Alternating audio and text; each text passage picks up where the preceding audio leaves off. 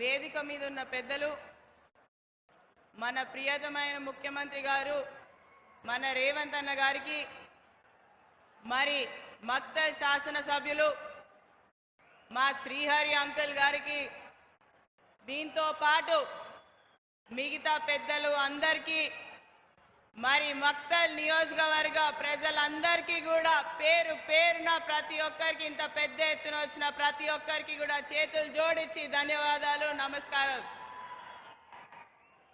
ఈరోజు మక్తల్ నియోజకవర్గంకి వస్తే మళ్ళీ ఇంటికి వచ్చిన ఫీలింగ్ వచ్చింది నాకైతే. చిన్నప్పుడు వస్తుంటే మక్తల్కి, మళ్ళీ ఈరోజు అదే మక్తల్ నియోజకవర్గానికి నారాయణపేట్ శాసనసభ్యురాలిగా మీ అందరి ముందు ఇక్కడ నించున్నాను.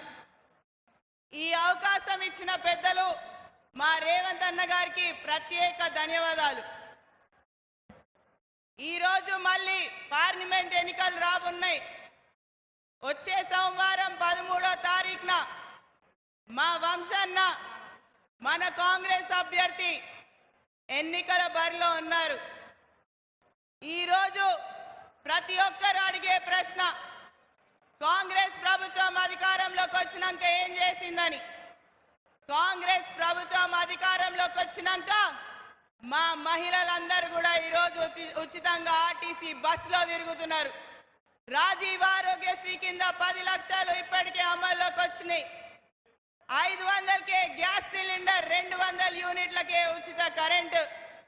ఎన్నికల కోడ్ అయిపోయిన వెంటనే మళ్ళీ మనకి ఏవైతే రైతు రుణమాఫీ 15 ఆగస్టు లోపల మన రేవంత్ అన్న గారు చేస్తామన్నారో అదే రైతు రుణమాఫీ అనేది కూడా 15 ఆగస్టు లోపల జరగనుంది. ఇదే కాదు, మిగతా పథకాలన్నీ కూడా ఒకటి తర్వాత ఒకటి అమల్లోకి వస్తున్నాయి. ఈరోజు మన నియోజకవర్గం ప్రతి ఇంట్లో ఒక నిరుద్యోగులు ఉన్నారు. 10 సంవత్సరాలు ఒకరి ఇంటికి ఒక ఉద్యోగం ఇస్తామన్నారు, ఇంకొకరు 2 కోట్ల ఉద్యోగాలు ఇస్తామన్నారు.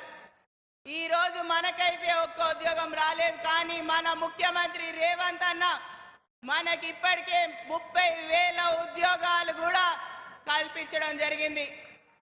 దీంతో పాటు తప్పకుండా రానున్న రోజుల్లో కాంగ్రెస్ పార్టీ అనేది కూడా ప్రజల పార్టీగా మీ అందరి ముందు ఉంటుంది. ప్రజల పక్షాన పార్టీగా మీ అందరి ముందు ఉంటుంది. మీ అందరినీ నేను ఇక్కడ ఈ వేదిక మీద నుంచి కోరేది ఒకటే, 13వ తారీఖున జరగబోయే ఎన్నికల్లో మా వంశన్న నీ భారీ మెజారిటీతో గెలిపించాలి. మన వంశన్నని గెలిపించుకోవడం మనకు చాలా ముఖ్యం. ఇప్పటికే ప్రతి ఒక్కరు అంటున్నారు, కాంగ్రెస్ పార్టీ మీద వేలు చూపిస్తున్నారు, మన ముఖ్యమంత్రి మీద వేలు చూపిస్తున్నారు. ప్రతి ఒక్కరికి చెప్పేది ఒకటే, విజయం మాత్రం కాంగ్రెస్ పార్టీది.